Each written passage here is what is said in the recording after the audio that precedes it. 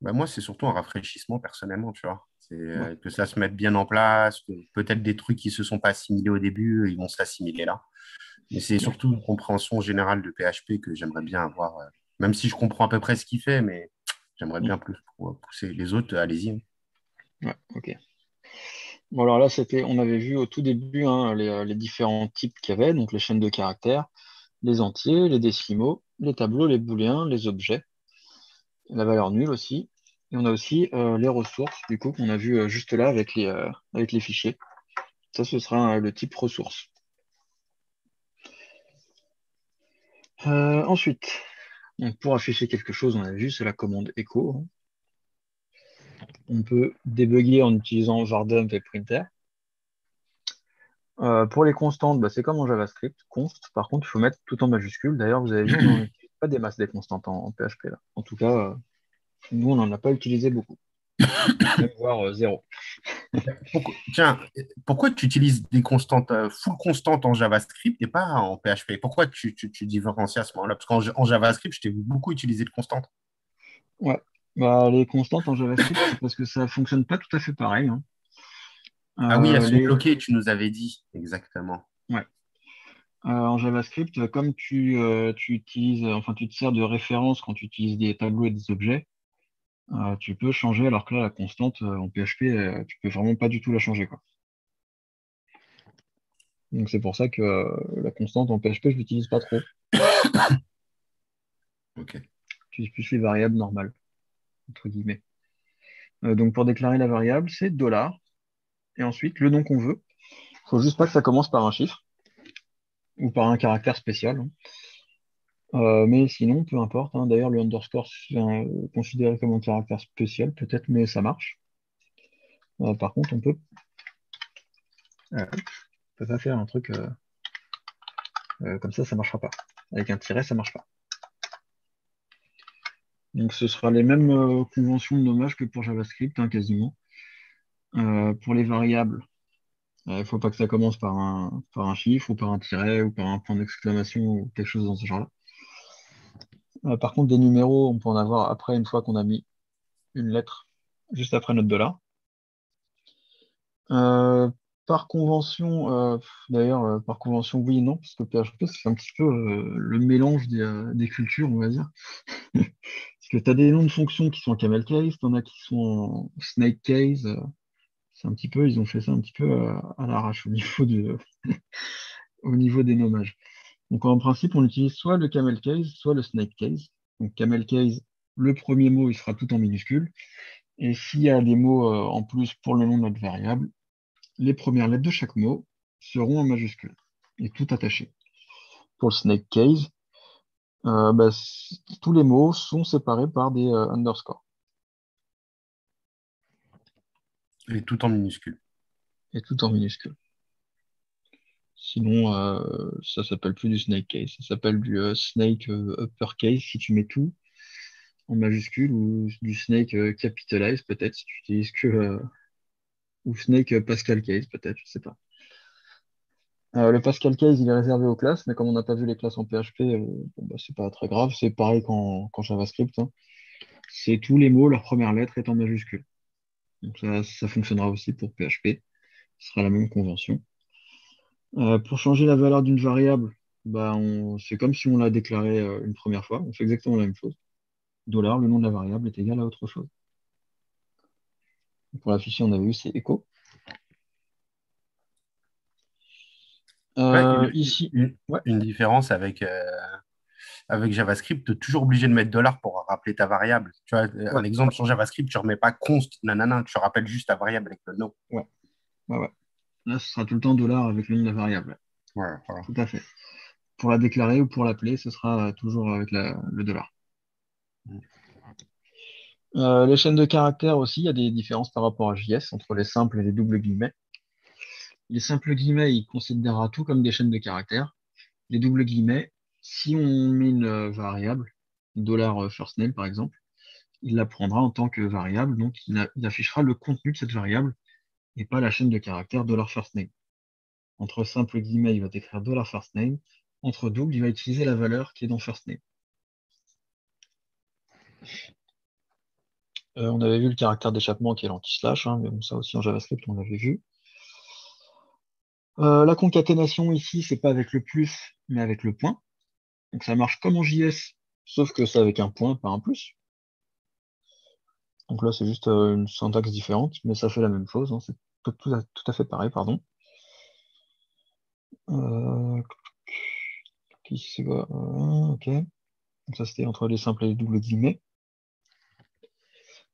Pour déclarer le tableau entre guillemets simple, comme en JavaScript, des crochets avec les valeurs dedans. Il y avait une syntaxe alternative, mais on l'a pas forcément vue. Je vous l'ai montré une fois, je crois, au tout début. C'est la vieille façon de faire. Bon, après, il faut quand même la connaître parce que bah, on peut la voir des fois dans des exemples ou dans de la doc. D'ailleurs, si on va sur la doc de PHP,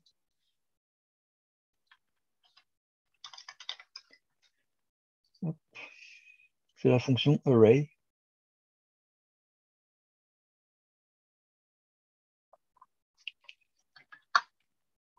Donc on écrit array et entre parenthèses. Voilà, comme ça par exemple. Array 1, 2, 3, 4, 5, 6. Moi, je préfère la syntaxe avec les crochets. C'est la même dans tous les langages quasiment, donc autant utiliser celle-là. Ce sera plus simple pour s'y retrouver. On peut déclarer un tableau qu'on appelle associatif. C'est au final juste un tableau avec des indices sous forme de chaîne de caractères plutôt que des indices numériques. Dans ce tableau A2R, les indices, ici, on aurait l'indice 0, c'est 1, l'indice 1, c'est 2, l'indice 2, c'est 3, etc., etc. Ici, dans ce tableau-là, on n'a pas de valeur numérique, c'est des chaînes de caractères à la place. Donc ici, l'indice first name, c'est David, et l'indice last name, c'est Noguera. La flèche, c'est pour mettre ça correspond à quoi? Ça correspond à un égal ou alors un deux points en JavaScript quand tu es dans un objet.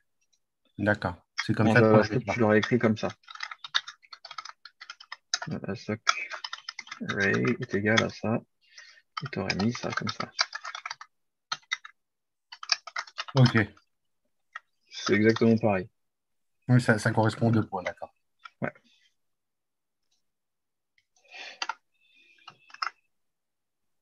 Et ça, c'est valable que dans les tableaux associatifs. Ouais, la flèche, ouais. La grosse flèche comme ça, là, donc le égal et avec le signe plus grand, c'est dans les tableaux associatifs. Ouais.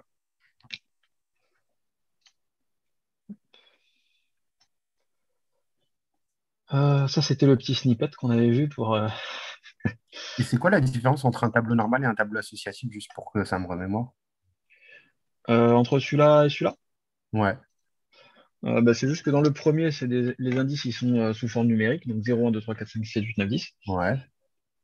Et ici, plutôt que d'utiliser des numéros, on utilise des chaînes de Oui, ouais, caractères pour avoir une meilleure compréhension au niveau de la lecture pour nous, pauvres humains. ok, Parce qu'on comprend pas le binaire ni les trucs comme ça, donc on est obligé de se représenter les trucs un petit peu plus explicitement. Parce d'accord. que là, si tu mets David, Noguera et que tu mets autre chose et autre chose et autre chose, bah, au bout d'un moment, tu sauras peut-être pas forcément à quoi correspond cette valeur-là, par exemple. Un Donc avec tableau des pieds simple, comme c'est ça. un seul niveau. Et Comment? un tableau simple, c'est un seul niveau et un tableau associatif, il a deux niveaux. Bah non, c'est pareil, ils ont autant de niveaux l'un que l'autre. Ce tableau-là, tu pourrais très bien l'écrire comme ça. Hop, tu pourrais très bien l'écrire dans ce genre-là. Hop. Ok. Les valeurs numériques, tu peux les mettre en associatif, mais Ouais. les chaînes de caractères, c'est pas terrible. De quoi? Les valeurs numériques, c'est mieux tu peux les mettre dans les deux sens, en vrai. C'est plus pour les chaînes de caractères qu'il faut faire un tableau associatif. Bah, en fait, les deux sont des tableaux associatifs, sauf que celui-là, c'est un peu caché, quoi. Oui, oui. Celui-là, il est moins explicite que c'est un tableau associatif, alors que celui-là, oui, on voit vraiment que cet indice-là, ça correspond à cette valeur.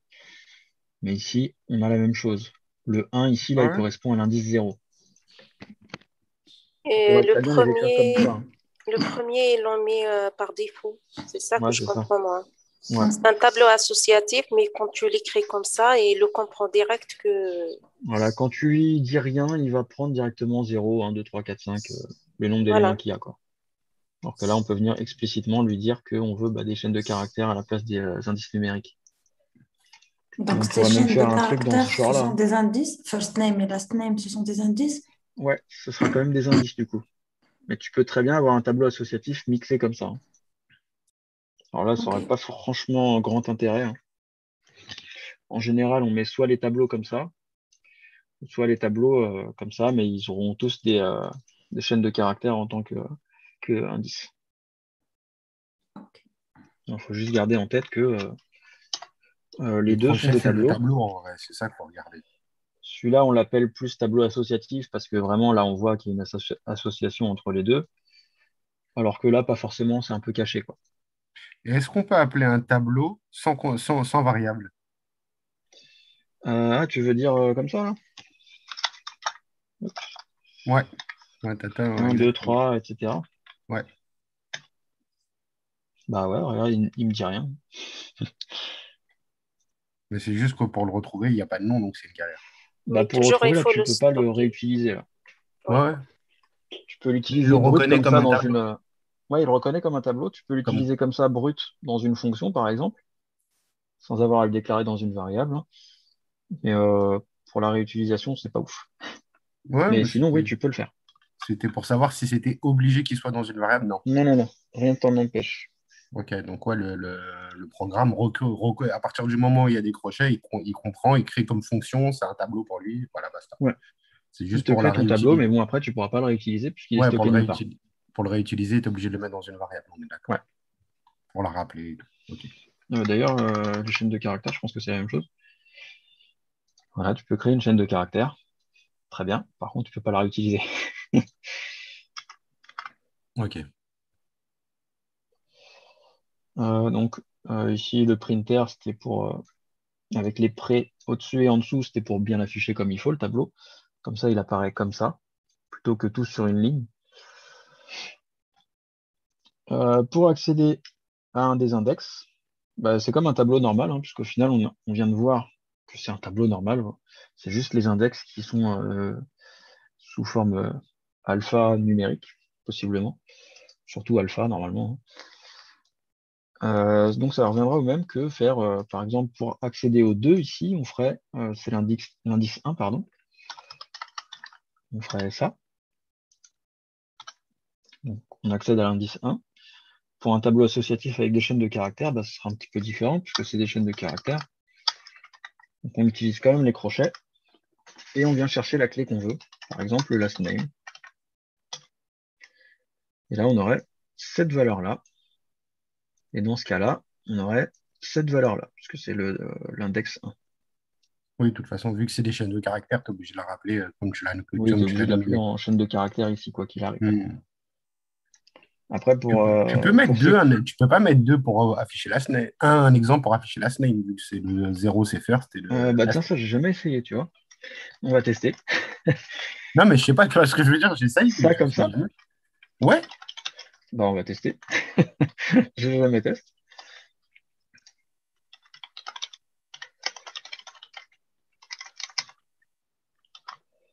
Je parce qu'un pense pas que ça exemple. marche, hein, mais Non, non, mais c'est bien de vérifier, ça va. bah ouais. Voilà.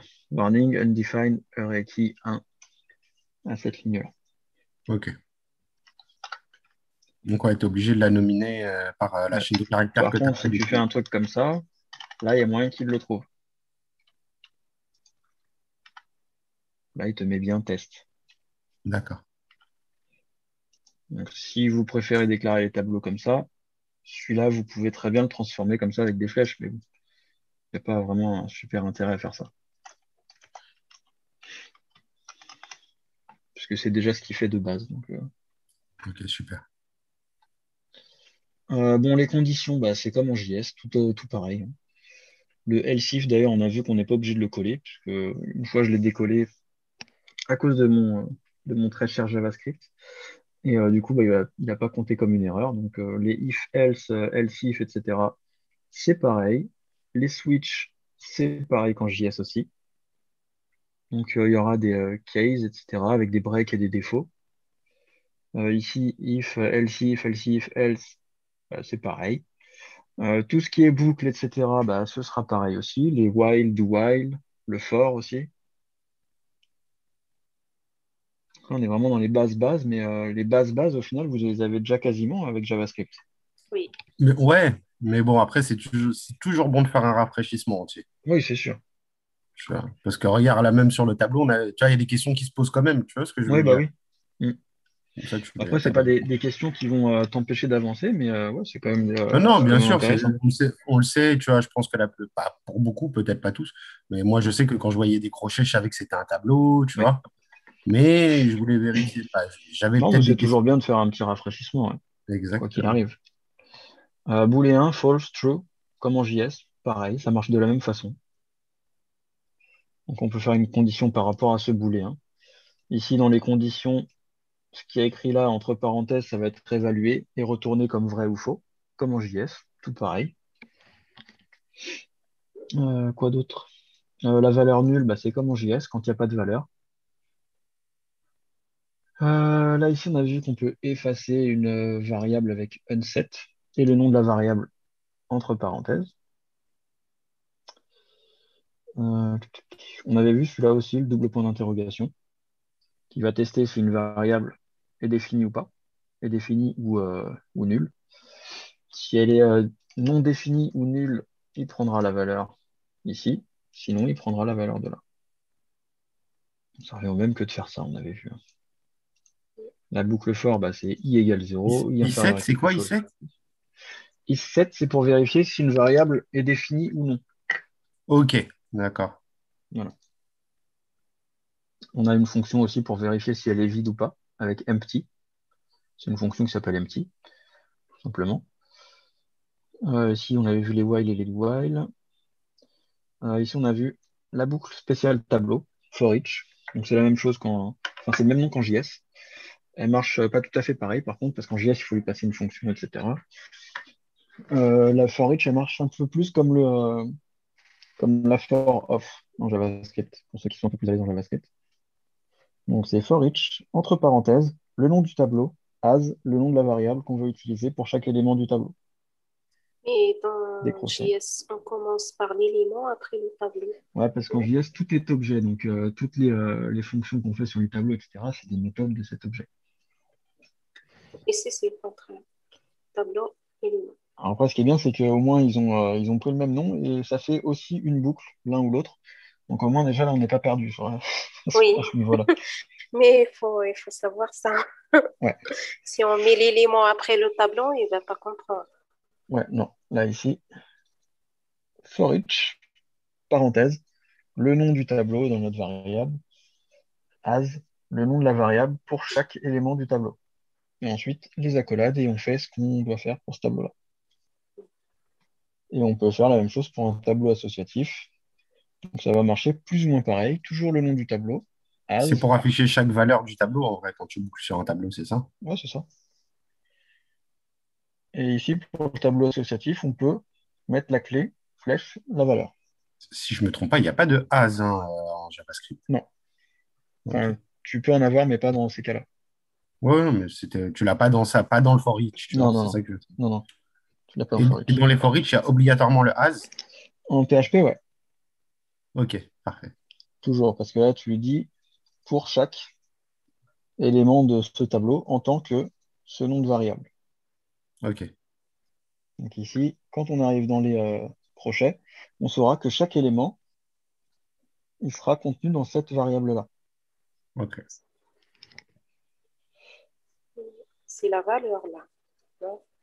Ouais, ici, c'est la valeur quand on met rien d'autre. Et ici, on peut récupérer aussi la clé La clé et la en valeur. faisant key, flèche, value. La clé, la valeur associée à la clé. C'est ça. Voilà. Donc on pourrait très bien faire une boucle comme ça, avec le key et value sur ce tableau-là, sur celui-là. Et la clé, ce serait 0, 1, 2, 3, 4, Mm. en fonction du nombre d'éléments. Et la valeur, bah, ce serait les valeurs qu'il y a dans le tableau. C'est descendu un peu trop bas, Voilà. je crois. Non, Alors après, on avait vu qu'on pouvait injecter du PHP dans le HTML, mais bon, ça, je vous avais dit, c'est caca, hein. Et maintenant, de toute façon, on a vu autre chose pour éviter ça. Et là, la flèche dans ton Et for each de twig. ton tableau, c'est pour afficher la valeur, on est d'accord, c'est ça, hein? La clé et la valeur, les deux. Ici, cette syntaxe-là, Ouais, la c'est flèche. pour lui dire qu'on veut récupérer la clé et aussi la valeur. Parce que sinon, si D'accord. tu le fais que comme ça, tu récupères que la valeur. Ok, c'est limite, c'est un deux fois et. La clé et sa valeur. Ouais, non, mais Voilà. moi, c'est la flèche que je bloque là. Oui, Donc, puisque c'est la valeur associée à la clé. Ouais, non, mais c'est ouais. ça. Il faut mettre la flèche. Ouais, ils Ok. ont utilisé la flèche pour reprendre un petit peu Ouais, de en haut, c'est ça. Ah ouais, la syntaxe de quand tu le associatif. déclares comme ça. Ouais, Comme ça, on voit que ce qu'il y a avant la flèche, c'est la clé, et ce qu'il y a après la flèche, c'est la valeur, comme quand on le Mm. déclare ici. d'accord. Comme ça, on sait que. Alors là, c'est moi qui ai choisi d'appeler key et value, hein, mais j'aurais pu l'appeler autrement. Oui, oui, mais Comme ça, on sait que ce qu'il y a avant la flèche ici, c'est la clé, et après, c'est la valeur. Moi, en général, je mets key et value, parce que ça me va très bien. oui, c'est très implicite. Donc voilà pour l'intro. Ensuite, on avait fait quelques petits exos, hein. Explicite. Ouais, explicite. Ouais. Voilà, on a déclaré des variables, voilà, ok. Là, c'était pas bien compliqué. On a vu par contre des tableaux multidimensionnels. Donc, on avait un tableau de produits et chaque élément de ce tableau était lui-même un tableau D'accord. avec d'autres choses dedans. Ça s'appelle plus un tableau associatif, si? Bah là, c'est plus un tableau multidimensionnel. Multidimensionnel, Bon, d'accord. on appellera ça plutôt comme ça. Ouais, c'est juste, en fin de compte, pour quand tu mets plusieurs clés et valeurs, tu les remets dans des tableaux à chaque fois. Ouais, là, c'était des tableaux associatifs à chaque fois, donc oui. Mais Là, ce tableau-là, là, en Mhm. JS, tu l'aurais fait plutôt comme ça. Parfait. En plus, Euh, c'est bien, tu nous fais le parallèle, comme ça, tu vois. Non, mais ça c'est aurait bien été ça. ça aurait été un tableau, et dedans, il y aurait eu des objets avec name, euh, pull, price, 29,99. Ensuite, tu aurais eu un autre objet,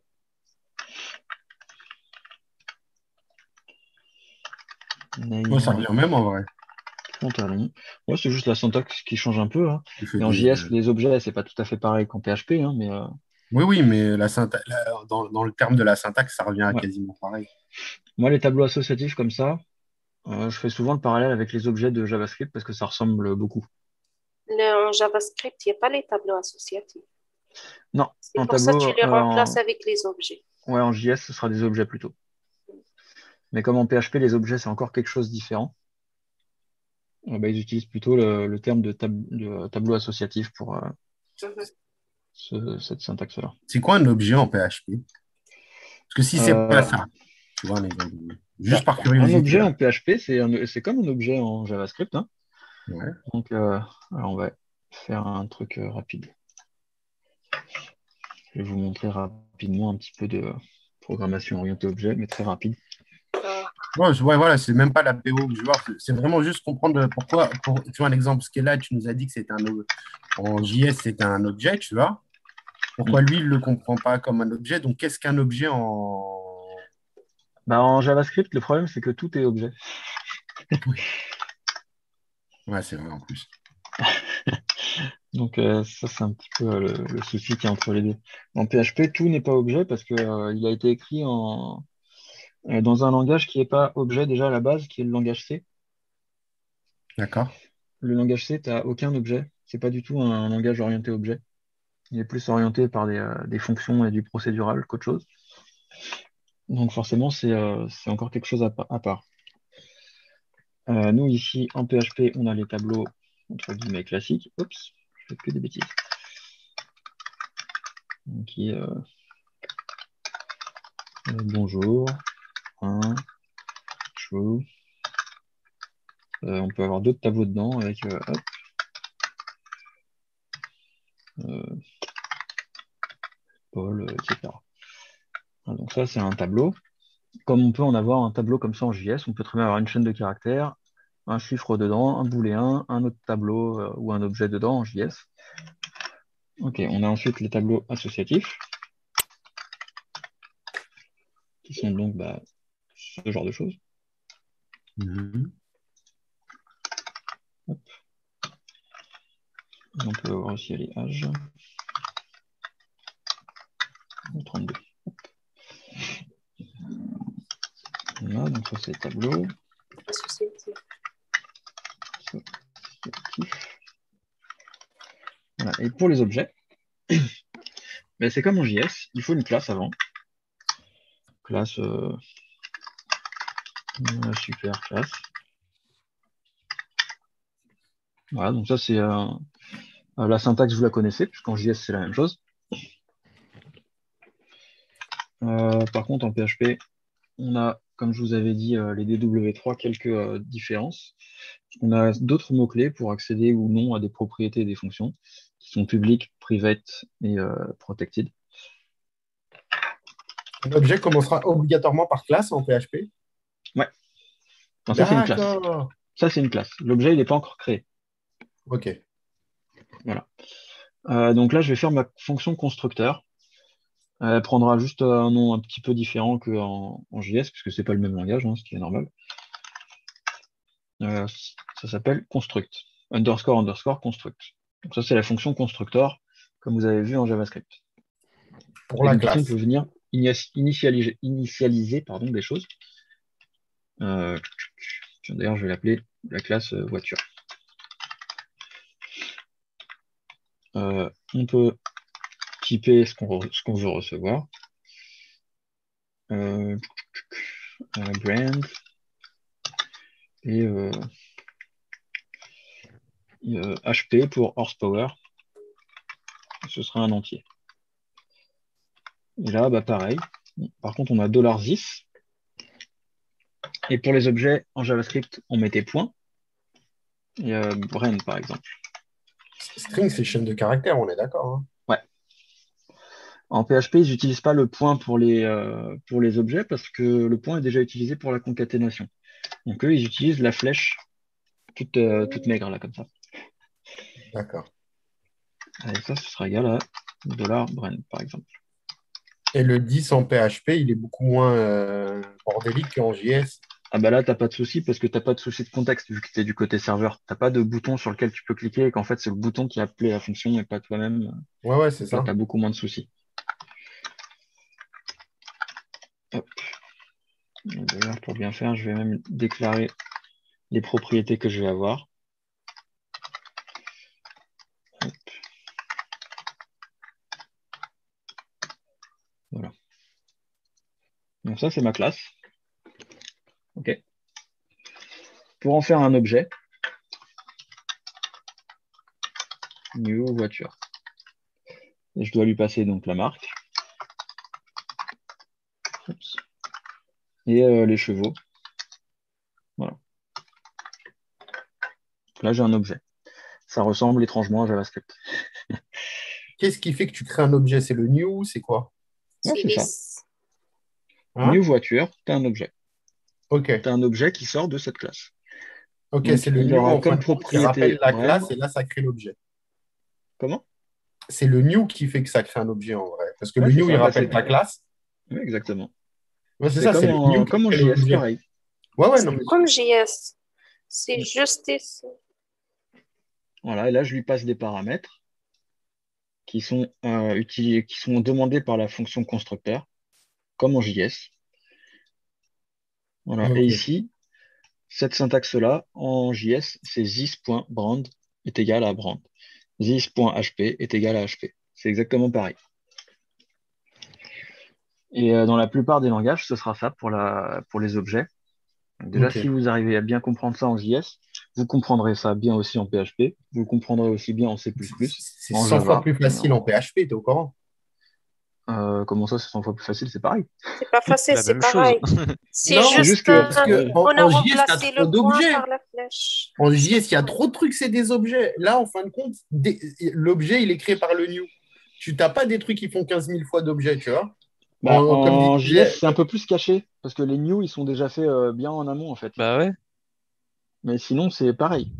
C'est pareil, c'est la même Ouais. chose. Là, tu Ok. trouves ça peut-être plus facile parce que du coup, tu as déjà appréhendé un peu JavaScript avec la programmation orientée objet, etc. Voilà. Donc, ça te paraît plus Oui, simple. non, mais bien sûr, c'est JavaScript qui m'a permis de comprendre ce que c'est un objet. Ouais. Ce que je veux dire, c'est que là, visuellement, elle est plus implicite, elle est plus explicite. Mm. Le new, il te fait, en fin de compte, c'est le new qui crée l'objet que en JavaScript, comme tu disais, tu peux avoir t'as de Ouais, c'est l'objet un vrai peu que partout. l'objet en JavaScript, tu peux le créer comme ça à la volée sans new, etc. Ouais, t'en as un peu partout. Tu vois ce que je veux dire? Ouais, ouais, ouais. Oui, Ouais, voilà, il peut être un PHP, il peu plus respecte typé, ouais. plus certaines règles qui fait que, tu vois, en termes de logique, tu t'y retrouves pas. Je dis pas que c'est mieux, hein. Je dis juste que c'est plus facilement de le repérer. Ouais. Hop. Alors, d'ailleurs, on va Je dis pas faire un. qu'elle est meilleure, hein. Bon. Non, non, en fin de compte, JavaScript, il est plus ouvert, donc tu peux le faire comme tu veux, l'objet en vrai. Ouais. Là, il est instancié, il faut faire ta classe qui fait que tu as ton. Tu vois, derrière, tu crées ton objet et tout. Mais Ouais, ici, tu vois, si je l'affiche, il me dit c'est un objet de la classe voiture. La marque, c'est Ferrari. Et HP, c'est 650. ok, parfait. Et tu peux avoir des fonctions, comme en JavaScript, comme dans Ouais, tous comment les autres Java, langages. comment JS. Je sais pas, Drive. Donc, tu vas faire juste un écho de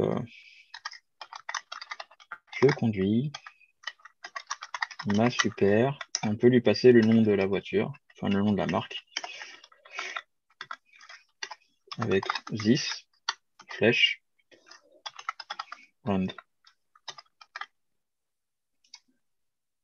Hop. Et si je veux utiliser Drive, j'utilise la variable qui contient mon objet, la flèche et le nom de la fonction.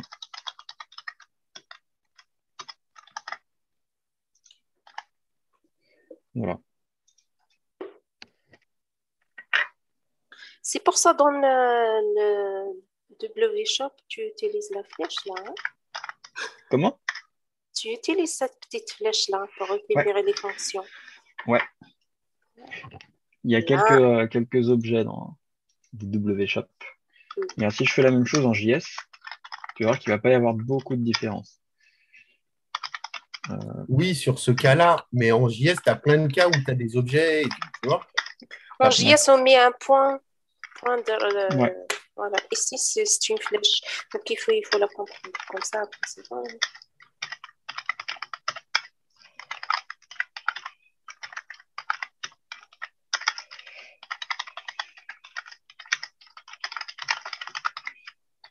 Une fonction fléchée.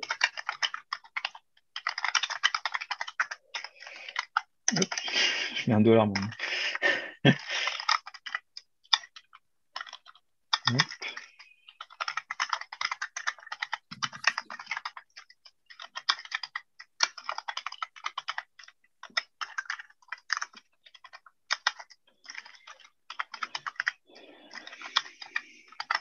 Voilà, là on a la même chose. Voilà, comme ça. Ok. Là c'est tout à fait pareil. Je trouve ça plus lisible en PHP, bizarrement, tu vois. $1, t'as pas const. Non, mais j'ai Et rien. les flèches là. J'ai juste dit que je trouve ça plus lisible là. J'ai pas dit que c'était le dollar. J'ai dit c'est plus lisible. Pour moi, visuellement, quand je vois celui-là de PHP, c'est plus lisible pour moi. Après, C'est chacun son peut-être avis. avec les accesseurs et le mot-clé function aussi, peut-être Oui, que c'est Ouais, ça. moi, c'est quand plus tout est lisible. nommé, tu vois, ça devient ultra logique en vrai, pour moi. Sinon on pourrait avoir un truc dans ce genre-là. Si tu veux être un petit peu plus Non, non, mais je dis pas le contraire. Tu peux le faire seul. Mais JS, c'est pas détaillé comme ça naturellement. Tu vois, tu peux le faire sans le faire. T'as pas besoin de détailler comme ça. Mais en le Hmm. détaillant dans le PHP, ça le rend plus visuellement. Tu t'y retrouves plus facilement. Hmm. Après, c'est peut-être à force d'utiliser JS que je vais trouver que c'est pareil, tu vois. Ouais, je pense. Ouais, c'est plus parce que j'ai pas pratiqué JS réellement que. Hmm. En Moi, tout cas je là, comprends ça, mais moi, je sais pourquoi je trouve ça plus lisible sur PHP. Parce que sur PHP, c'est la seule façon d'écrire ça, en fait. Sauf que sur JavaScript, Exactement. tu as plusieurs alternatives Exactement. d'écrire ça, en fait. Donc, du coup, tu n'es Exactement ça. jamais sûr si c'est la même chose ou pas, en fait. Pour moi, je vais te donner un exemple, ça va être très simple. PHP, c'est de l'anglais, JavaScript, c'est du français. Tu vois ce que je veux dire? T'inquiète, j'ai compris. Il y a possibilité de 3 conjugaisons, l'autre, il y a 8 Ouais. possibilités de conjugaison, tu vois? David, tu Ouais. peux réécrire en JS la même chose, mais en fonction fléchée, et tu vas comprendre, et tu verras pourquoi est-ce que Samy trouve que c'est plus lisible en PHP. En fonction fléchée, tu veux? Oui, la même chose. Bah là, il n'y aura pas trop de différence, hein. Hop, comme ça. Et le constructeur, je suis même pas sûr qu'on puisse le mettre en fonction fléchée, par contre. Non, pas de structure, c'est comme ça, toujours. En fonction fléchée, il veut pas le constructeur. Lui, le constructeur, c'est vraiment comme ça. Oui. Donc là, il y aura juste ça qui va changer pour. Ben voilà, tu vois, sauf que sur PHP, c'est la seule façon d'écrire. En fait. Ouais, Ouais. voilà, tu vois, Voilà. c'est exactement. Moi, c'est comme je t'ai dit, c'est de l'anglais à gauche et à droite, c'est du français. Même si en soi-même, tu t'y retrouves l'avantage de JavaScript, c'est que tu peux plus le modeler comme tu veux. L'autre, vu qu'il est plus immuable, tu vois, tu peux pas trop le bouger. Quand tu le vois, tu sais ce que c'est, quoi. Tu vois, c'est évident. Comme les crochets, tu sais que c'est un tableau. Tu vois ce que je veux dire? JS, tu peux écrire comme ça. Ouais, mais JS, il y a tellement de possibilités, David. Tu as 3 façons là d'écrire une fonction déjà. Mais Ouais. le truc cool, Mais c'est on qu'avec grâce à préfère PHP, toujours on comprend mieux JS. Mais on préfère toujours la fonction fléchée dans les classes, non? C'est mieux d'utiliser la fonction fléchée parce que si jamais ce drive, tu le mets sur un bouton, bah, il fera plus référence à la même chose. Voilà. Donc, c'est mieux les fonctions fléchées. Donc, il vaut mieux mettre la fonction fléchée. Ouais. Ouais, merci pour cet aparté sur la PO. Voilà. Ça, vous pourrez l'aborder un petit peu plus simplement, je pense. Oui, oui, de toute façon, on va la faire la semaine prochaine, mais Ouais. vu qu'on en a parlé, tu vois, que tu l'as fait sur le projet et tout, et que moi, je vais m'amuser, je vais le prendre ce soir, là. Je vais le prendre là. Donc, je voulais qu'en le feuilletant, je puisse comprendre quand il y aura tu vois, quand il y a la programmation, tu vois, maintenant, je vois c'est quoi l'objet, ça va être plus facile de le déceler. Ouais. Cool. D'autres choses que vous voulez voir? Ben, on rouvre le projet qu'on a fait, limite, Ouais. et on le réétudie gentiment, tu vois, tu vois, comment on a fait tu vois, l'inscription, là, c'est ouvrir le compte, qu'est-ce que ça fait, mais tout doucement, tu vois. Ouais. Mais vraiment tout doucement, tu vois. Même si, Despacito, quoi. Mais ouais, toujours même sur si l'architecture indexée. Hein. Comme ça, on Alors, va Foucha, comprendre oui, oui, les c'est modèles. important. C'est important. Et pourquoi je demande de le faire? Je pense que tout le monde, ça fera du bien à tout le monde de le voir comme ça parce que là, c'est concret. En plus, Voilà. on a eu un visuel dessus et tout, et de se dire, bah voilà, quand vous